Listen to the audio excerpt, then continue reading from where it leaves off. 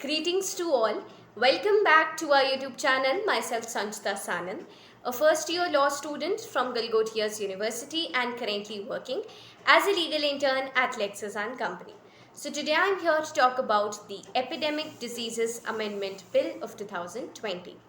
So, the Epidemic Diseases Amendment Bill of 2020 was introduced in the Rajya Sabha on 14th of September 2020. It amends the Epidemic Diseases Act of 1897. The Act provides for the prevention of the spread of dangerous epidemic diseases. This bill amends the Act to include protections for healthcare personnel combating epidemic diseases and expands the powers of the central government to prevent the spread of such diseases. The bill repeals the Epidemic Diseases Ordinance that was promulgated on 22nd of April 2020. So, the bill defines healthcare service personnel as persons who are at risk of contracting the epidemic disease while carrying out duties related to the epidemic.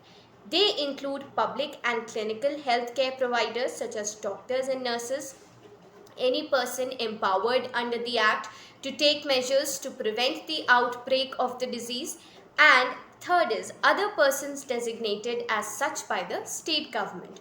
So, under the bill, an act of violence includes any of the following acts committed against a health care service personnel.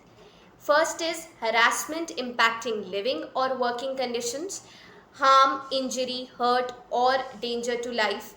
Then is obstruction in discharge of duties and loss or damage to the property or documents of healthcare service personnel. Property includes clinical establishment, quarantine facility, mobile medical unit, and fourth, any other property in which a healthcare service personnel has direct interest in relation to the epidemic. Then is protection for healthcare personnel and damage to property. The bill specifies that no person can commit or abet the commission of an act of violence against a healthcare service personnel or abet or cause damage or loss to any property during an epidemic. Contravention of this provision is punishable with imprisonment between 3 months and 5 years and a fine of between rupees 50,000 and 2 lakh rupees. This offence may be compounded by the victim with the permission of the court. Further, if an act of violence against a healthcare service personnel causes grievous harm, the person committing the offence will be punishable with imprisonment between 6 months and 7 years and a fine between 1 lakh rupees and 5 lakh rupees. So these offences will be cognizable and non-bailable.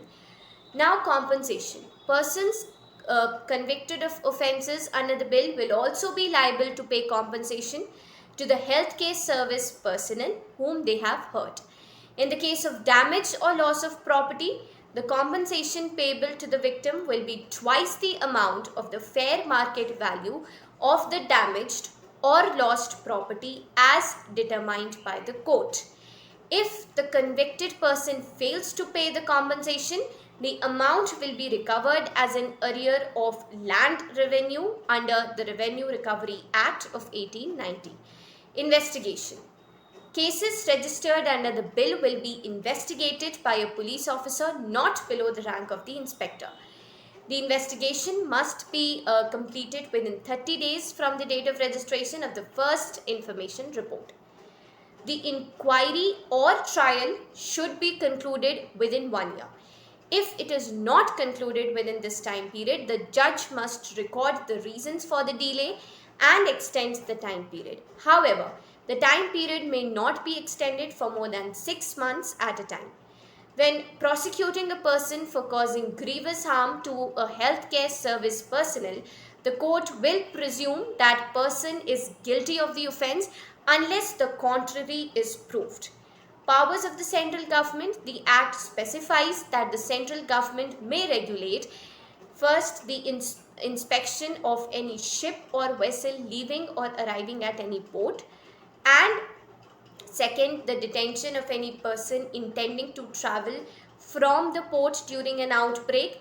The bill expands the powers of the central government to regulate the inspection of any bus, train, goods vehicle, ship, vessel, or aircraft leaving or arriving at any land, port, or aerodrome.